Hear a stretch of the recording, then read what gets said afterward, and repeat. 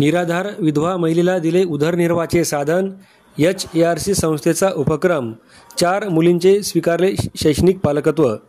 परभणी येथील homeopathic academy of research and charities या संस्थेने गुरुपौर्णिमेनिमित्त आज दिनांक 10 जुलै रोजी जिंतूर तालुक्यातील सांगळेवाडी येथील निराधार महिलेस उदरनिर्वाहासाठी शेळी आणि 2 पिलांची भेट दिली. तसेच पितृछत्र हरवलेल्या 4 मुलींचे शैक्षणिक पालकत्व स्वीकारून त्यांना शैक्षणिक किट भेट दिली.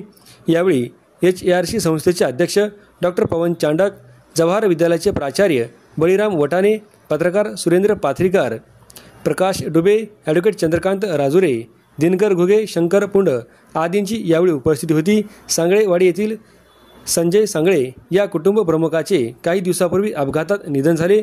त्यामुळे या कुटुंबावर दुःखाचा डोंगर कोसळला. त्यामुळे या कुटुंबाला HARC संस्थेने उदरनिर्वाहासाठी साधन देत एक आदर्श निर्माण केला आहे.